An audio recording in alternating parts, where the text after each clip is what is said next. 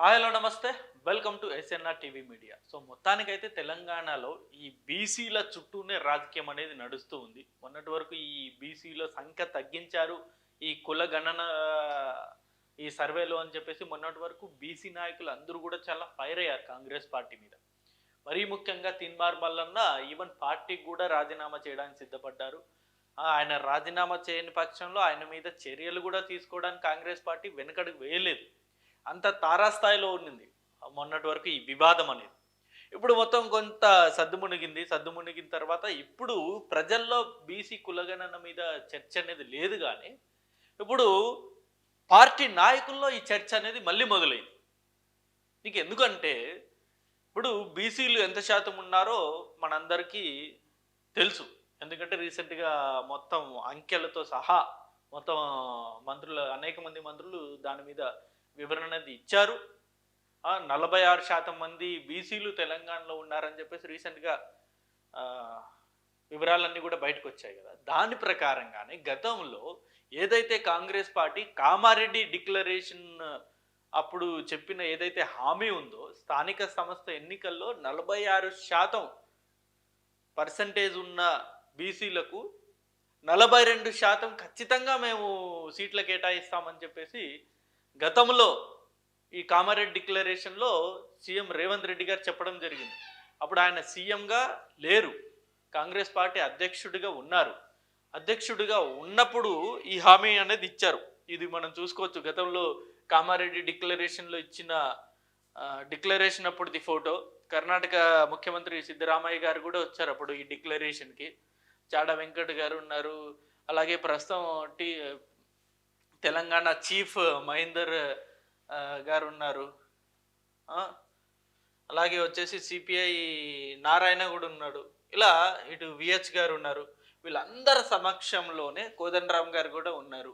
So వీళ్ళందరి సమక్షంలోనే గతంలో కామారెడ్డిలో ఈ డిక్లరేషన్ అనేది కాంగ్రెస్ పార్టీ ఇవ్వడం జరిగింది. 42% స్థానిక సంస్థ ఎన్నికల్లో మేము సీట్ల కేటాయిస్తాము అని చెప్పి.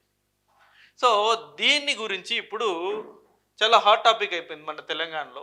ఎందుకంటే ఇప్పుడు వెరీ సూన్ నెక్స్ట్ మంత్లోనే ఈ పంచాయతీ ఎన్నికలు అనేది రాబోతున్నాయి. పంచాయతీ పోరు మొదలవుతుంది కాబట్టి మరి కాంగ్రెస్ పార్టీ 42% సీట్లు ఇవ్వడానికైతే సిద్ధపడింది. మరి ఇతర పార్టీల పరిస్థితి ఏంది?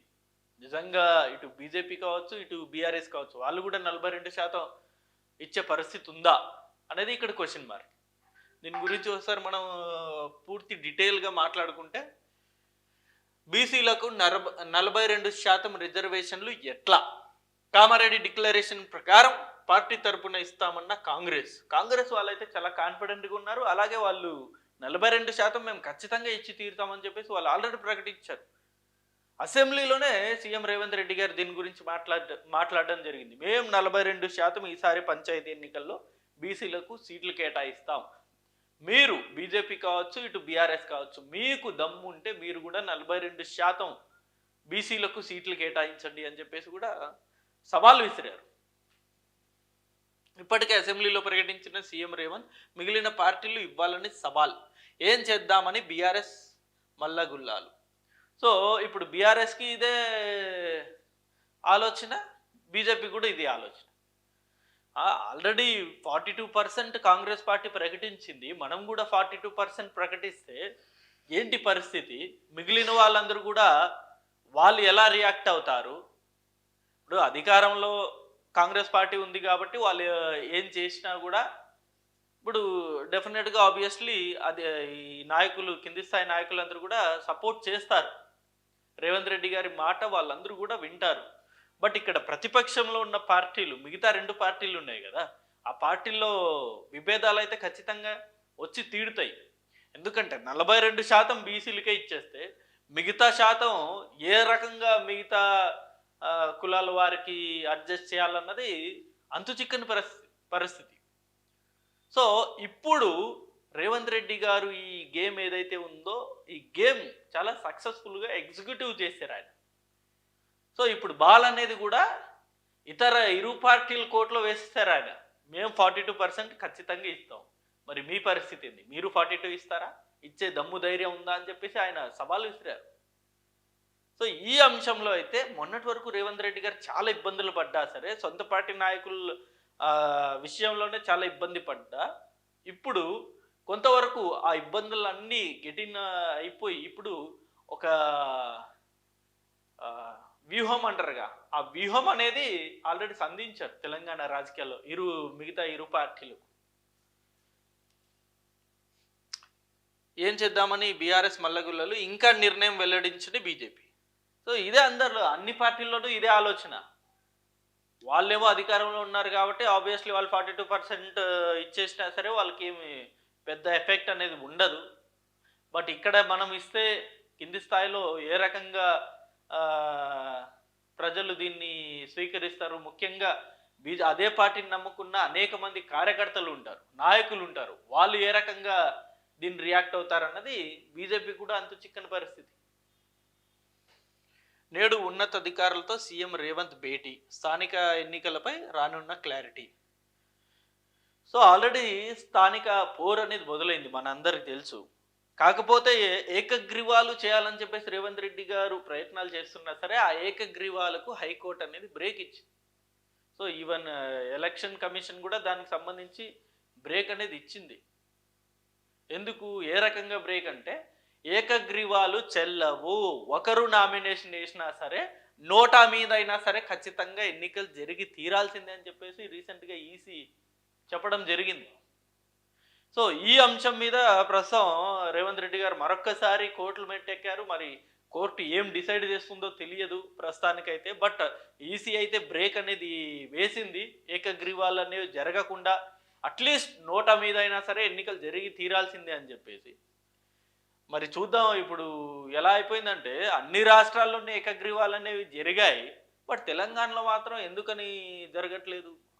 అలా అసలు అది ఏ రకంగా ఇక్కడ ఈసీ ఇలాంటి కండిషన్స్ పెడుతుందని చెప్పేసి తెలంగాణలో ఉన్న కాంగ్రెస్ నాయకులు అందరూ కూడా ఫైర్ అవుతున్నారు.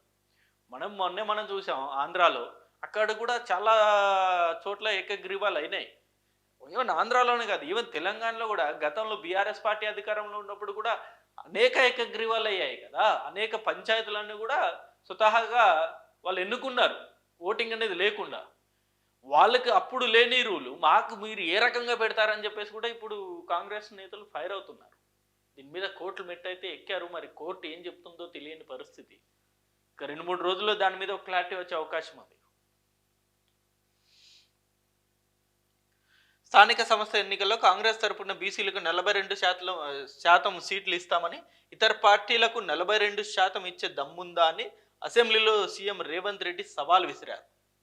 సుప్రీంకోర్టు తీర్పు, వివిధ రాష్ట్రాల అనుభవాల నేపథ్యంలో బీసీలకు చట్టబద్ధంగా 42% రిజర్వేషన్లు కష్టమనే అభిప్రాయానికి సీఎం వచ్చినందునే ఈ ప్రకటన చేసినట్టు తెలుస్తుంది. డెడికేటెడ్ కమిషన్ సిఫారసుల ప్రకారం పంచాయతీలు పరిషత్లలో ఎస్సీ ఎస్టీలకు 27 నుంచి 28% రిజర్వేషన్లు పోగా, బీసీలకు 22 నుండి 23% రిజర్వేషన్లు ఎలాగూ అధికారికంగా అమలు చేయవచ్చు. అవి పోగా మిగిలిన 50% స్థానాల్లో 20% టికెట్లను పార్టీ పరంగా బీసీలకు కేటాయించాలని సీఎం నిర్ణయానికి వచ్చినట్లు కాంగ్రెస్ పార్టీ వర్గాలు తెలుపుతున్నాయి.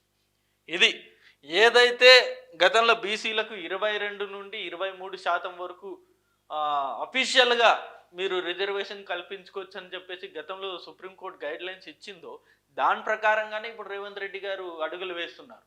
ఇప్పుడు అఫీషియల్గానే 23% వరకు ఇవ్వచ్చు, బట్ వీళ్ళు ఇంకా యాడ్ చేయాల్సింది కేవలం 20%. అంటే మిగిలిన వర్గాల నుండి 20% తీసుకొచ్చి ఇక్కడ యాడ్ చేయాల్సి ఉంటుంది. సో ఎస్సీ ఎస్టీలకు ఎలాగో మరొక 27% నుండి 28% వెళ్ళిపోతుంది.